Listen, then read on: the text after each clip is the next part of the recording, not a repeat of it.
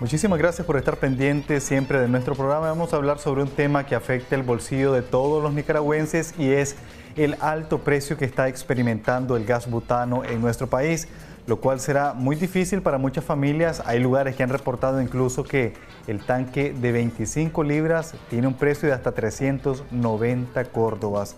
¿Dónde están estos organismos que defienden el bolsillo de los nicaragüenses? Vamos a hablar precisamente sobre el rol que deberían de estar desempeñando estos organismos y tenemos como invitado a Juan Carlos López, quien es precisamente de Defensoría del Consumidor. Bienvenido y gracias por estar con nosotros. Muchas gracias, Willy, y también la gente que nos ve aquí en Canal 10.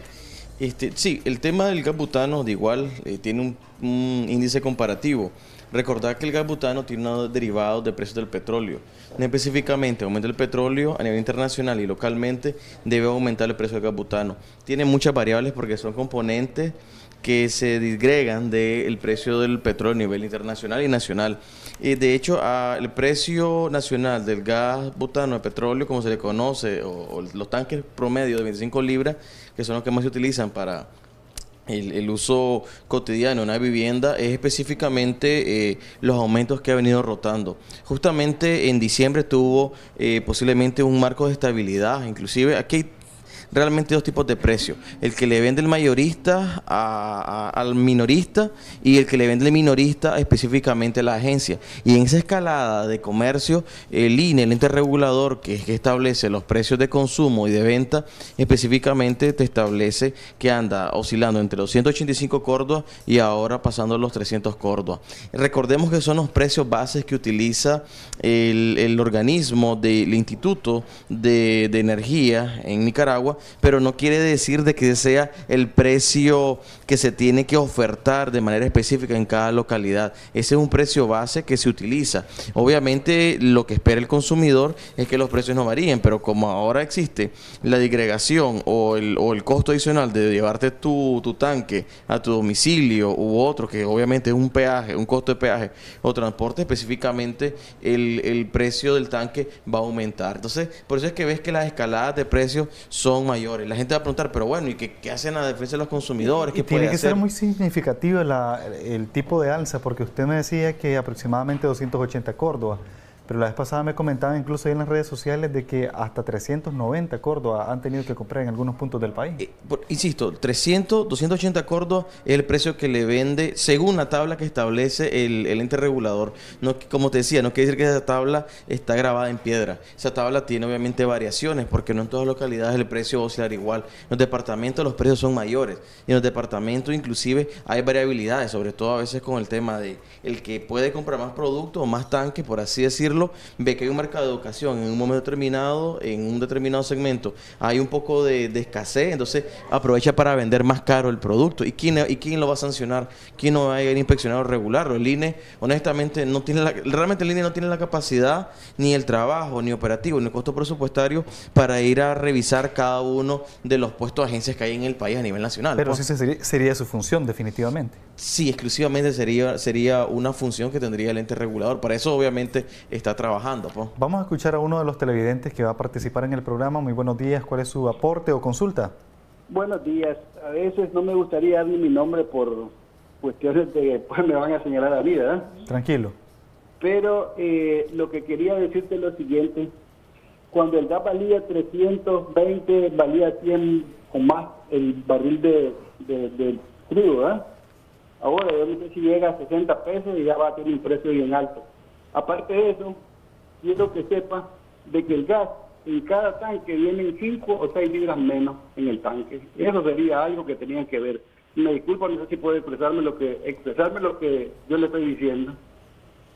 Muchísimas gracias por su participación. Esto es así, puede traer este tipo de tanques a veces incluso menos de lo que está pagando el consumidor. Sí, eso se da. Eso realmente hay unas normas de aplicación con las tarras, pues prácticamente, o los envases, como es conocido desde el punto de vista coyuntural y para el consumidor. Y claro que se da. Lo que pasa es que el único que se puede dar cuenta es posiblemente el minorista que está vendiendo o el dueño de una agencia. Si tiene una pesa puede determinarlo. Sin embargo, el consumidor final es muy difícil porque en muchas ocasiones la gente la está vendiendo en pulpería, hay una agencia autorizada y tiene sus 3, 4 tanques y realmente no hay una pesa para ponerlo y determinar si el tanque de gas viene completo. A veces hay pequeñas, obviamente, fugas por la relación que tiene la manipulación de las horquillas, que se conoce, pues, que son los horrines que obviamente están sellando el tanque. Entonces, hay muchas irregularidades en tema del precio y en tema, obviamente, del peso. El caballero que llamó tiene mucha razón. Hay variaciones, los precios aumentan, los costos son significativos. Claro, hay una normativa que se establece para poder fijar los precios del tanque de gas. Pero, como insisto, recordemos que en Nicaragua el mercado es libre, entonces lo que utilizas como aparataje o para poder obviamente aumentar los precios es específicamente algún tipo de alza injustificada en algunos casos, otras que son justificadas, pues, pero realmente es muy difícil poder tener un precio promedio exacto con el tema del tanque de gas. Es como te digo, el Instituto de Energía, INE, en nicaragüense, realmente pues creo que el trabajo no tiene la posibilidad de hacer todo el trabajo operativo. Juan Carlos, uno se pregunta por qué sube tanto el combustible en nuestro país. Si no estoy mal, corregime, creo que nos vamos acercando ya como a la 10ª semana de que esto va incrementándose sustancialmente para la población. Bueno, serían 10 semanas completas. Lo que pasa es que hubieron dos semanas intercaladas que realmente se mantuvo estatizado el precio, o sea, no hubo variación, y por otro lado hubo una disminución en el mes de diciembre, en una de las semanas del mes de diciembre.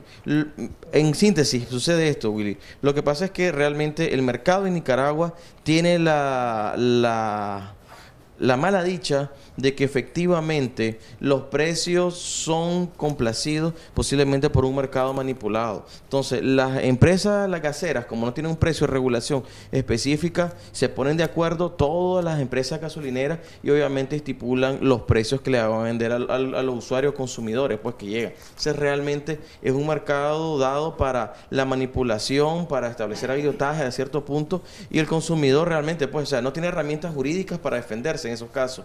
Y segundo punto, el Estado hasta el día de hoy, quiera que sea, realmente no ha cambiado legítimamente la forma. Juan Carlos, se nos ha acabado el tiempo. Brevemente me gustaría escuchar tu explicación con respecto a una reforma a la ley del consumidor.